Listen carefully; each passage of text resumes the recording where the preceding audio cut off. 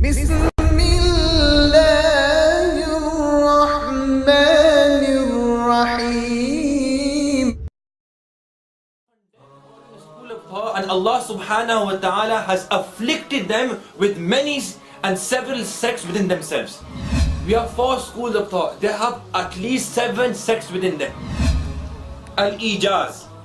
And this book is written by a Saudi scholar, Shaykh Sa'ad bin Abdullah al-Bariq. That these people have condemned the 4 schools of thought, the Ahl Sunnah wal Jama'ah. Allah subhanahu wa ta'ala has afflicted them with many more sects within themselves. These brothers, they're called towards unified interpretation, one interpretation of the Quran and Sunnah. They can't even agree on Aqidah. A challenge, a very clear challenge to the entire progeny of Salafism to bring one Salafi forward, one Salafi, my kala, jisne maa ka doodh piya ho, one, to present one version of Quran and Sunnah, of Aqidah and Fiqh, one Quran and Sunnah, one interpretation upon which not the ummah, at least their scholars have agreed.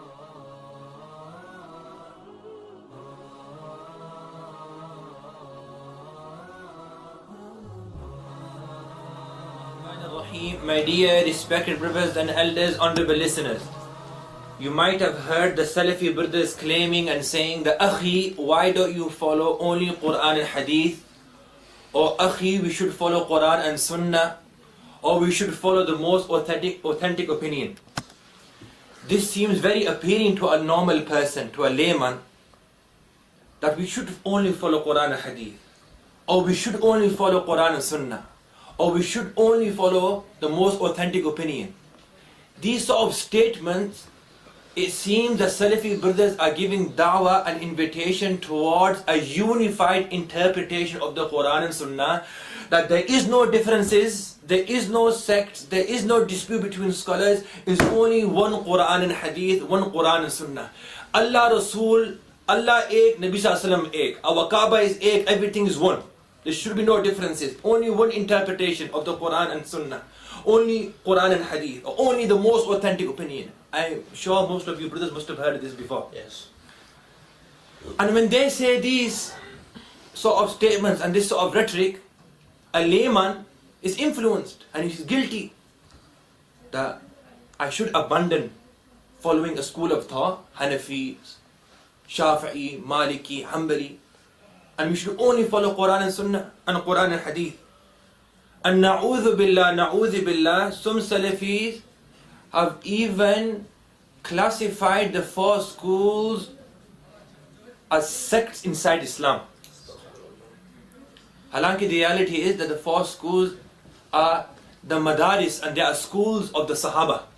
They are extended, they are imtidad li madaris Sahaba. They are extension of the madaris and schools of the Sahaba. Now these brothers, I'd like to make one point clear, that not all Salafis condemn following a school of thought, but you get many like this who condemn. Rather you will find Salafis also, you will find some Salafis who do not condemn following a school, but you will get others who condemn following a school of thought. So they've condemned following a school of thought, and Allah subhanahu wa ta'ala has afflicted them with many and several sects within themselves. Is 4 more or 7? 7. We have 4 schools of thought. They have at least 7 sects within them. They have at least 7 sects within them. 7 different sects within them. There are 7 general sects, and within those 7 sects there are other sects, which makes the number more than 7. And there are many evidences to this. You will find this on the net. The Salafi Dawah in disarray. This is an article written by Shaykh Albani. The Salafi Dawah in disarray. This article can be found on the net on the albanisite.com, and this is the article of Albani, who is a well-known Salafi scholar, and he was asked regarding the Salafi Dawah in general, and specifically in Kuwait, Egypt and Saudi. So Shaykh Albani replied, I say that unfortunately the Salafi Dawah is now in disarray, is in confusion. Disarray is in confusion, is in disorder. He then further states, thus for many of these people to prop up their heads and be hasty in claiming knowledge and writing when they haven't even traversed half the way on the path of the knowledge is what now unfortunately makes those who attribute themselves to the Salafi Dawah split into groups and factions. Split into groups and factions. So Shaykh Albani himself has acknowledged that the Salafi Dawah has groups and factions within it. Another Ahli Hadith scholar, Zubair Ali Zai, he's a very famous Ahli Hadith scholar of Pakistan. He mentions that in the Attock region of Pakistan,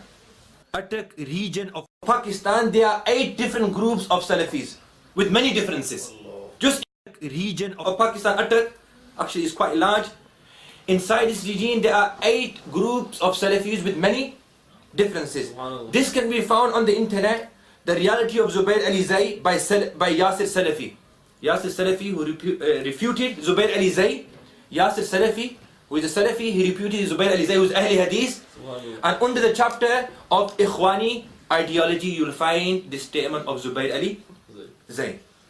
So the reality is that these people have condemned the 4 schools of thought, the Ahl Sunnah wal Jama'ah. Allah subhanahu wa ta'ala has afflicted them with many more sects within themselves. Now this is the main part of the talk. I have this in front of me. Al-Ijaz في بعض ما اختلف فيه الباني وابن عثيمين وابن باز. And this book is written by a Saudi scholar, Shaykh Sa'ad bin Abdullah al-Bariq. And this book is in 2 volumes. 2 volumes. Al-Ijaz means something that is concise. Yani, in other words, this is a concise version of a book, 2 volumes. 2 volumes, this is a concise version of a book regarding some of the issues, fi ba'd, regarding some of the issues in which Albani, Ibn Uthaymeen and Bin Baz have disputed and have differences. This is a concise book regarding some of the issues. One of the main three leading scholars, one of the main 3 leading scholars of the Salafi Dawah is Albani, Ibn Uthaymeen and Bin Baz. This person has been very honest, mashallah, Saudi scholar, and he's gathered the differences between these 3 scholars, and is only a concise version of some of the masail. Allah knows best how many masail they differ in. Allah knows best. These people who claim to follow one interpretation of the Quran and Hadith or Quran and Sunnah, bichare their own scholars can't agree on a unified interpretation of the Quran and Sunnah. Never mind calling the whole ummah. Never mind calling the whole ummah. They're calling the whole ummah bade zor ke saath, a lot of courage, that follow only one interpretation of the Quran and Sunnah. Don't follow Shafi'i, Malik, Hanbali. They themselves, the scholars of their house, can't agree on one interpretation of the Quran and Sunnah. And this scholar is saying, I've compiled a book with 2 volumes, only some of the masail, some of the issues in which Albani, Ibn Uthaymeen and Bin Baz have differed. And the ajib thing about this is that this scholar has been very honest. On volume 1, page 53, Masail tata'allaq bil aqidah. He's written a full section where these 3 Salafi scholars have not only differed in fiqh and jurisprudence, balki they have differed inside aqidah. Those masail which are related with aqidah. So these brothers, they're called towards unified interpretation. One interpretation of the Quran and Sunnah. They can't even agree on aqidah. Halanki in aqidah there is no ikhtilaf, there is no differences. I mentioned this before in my series, that the four schools, Hanafi, Shafi'i, Maliki and Hanbali, they don't have no disputes inside aqidah. And the Ash'ariyah and the Maturidiyah, who are the great 2 schools inside aqidah of the Ahl Sunnah wal Jama'ah, who have protected and preserved the aqidah and the creed of the Sahaba and the Ahl Sunnah wal Jama'ah and the Salaf Salihin. These 2 schools, even their differences are very few. These 2 schools, their differences are very few. And these differences are lafzi. They are semantic differences, i.e. those differences which are related with words. Those differences which are related with words. Those differences which are related regarding the approach to the matter, regarding to the approach. So their differences, the Ash'ari Maturidiyya, most of their differences are semantic differences. Differences are in semantics, i.e. in words. But these Salafis scholars, they have difference inside Aqidah. They have difference inside Aqidah. So first we need to give these people nasihat, the akhi, instead of calling the whole ummah towards one version, one interpretation of Quran and Sunnah, give da'wah and give nasihat to your own scholars that at least agree on Aqidah. At least agree on Aqidah. Okay, in fiqh we respect Hanafi. Even with the Hanafi school we have differences. Imam Muhammad, Imam Abu Yusuf and Imam Abu Hanifa, they're different with the Ustad. We understand in fiqh. But inside Aqidah, they have differences. So the first thing you need to sort the Aqidah department. Then slowly work on the fiqh. Now, this is a challenge. A clear challenge to the entire progeny of Salafism who are living on the surface of this earth. The one Michael al-Salafi come forward and present one unified interpretation of the Quran and Sunnah upon which their scholars have agreed. A challenge, a very clear challenge to the entire progeny of Salafism to bring one Salafi forward, one Salafi, Michael al, jisne maa ka doodh piya ho, one to present one version of Quran and Sunnah, of Aqidah and Fiqh, one Quran and Sunnah, one interpretation upon which not the Ummah, at least their scholars have agreed. Very easy challenge. Not the whole Ummah, just their few scholars, the minority. Salafism is a minority. Their minority group and the scholars of the minority group, at least they have agreed. Qiyamah will come, inshallah. They will not present and they will not fulfill this challenge. Inshallah. Inshallah. I hope this makes things clear that this whole ideology of akhi, only follow Quran and Sunnah, akhi, only follow Quran and Hadith is only mere words and there's no reality behind this. May Allah Ta'ala save us from such fitna. May Allah Ta'ala keep us steadfast upon following one of the great schools. May Allah Subhanahu Wa Ta'ala keep us attached to our akabir and our elders. Wa akhiru da'wana alhamdulillahi rabbil alameen. We have to remember, we have to follow the pious predecessors, not only Salaf. You know, the word Salaf means those that have come before us. Yes. Abu Jahl is in the Salaf too.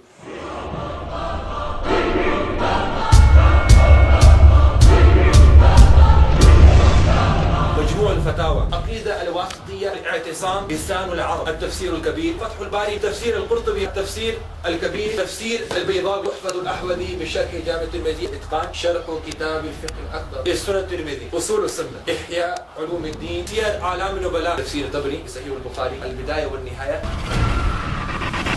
Now these brothers say we stop where Allah stopped. They don't stop where Allah stopped. They give the literal meaning. Which dictionary in the word says the hand means take the hand in the literal meaning, but say it's not body. The exact Aqidah is Allah is above the throne. Why on earth are they given those narrations where it's mentioned Allah is in the sky? If you say Allah's got a hand in the literal meaning, there's no point saying Kama yaliku bi sha'ni, which fits His Majesty, because it doesn't fit His Majesty. The true creed of our pious predecessors regarding these sifat is tafweedul ma'na wa nafyul kayf. To leave the meaning to Allah subhanahu wa ta'ala and to deny modality and the howness.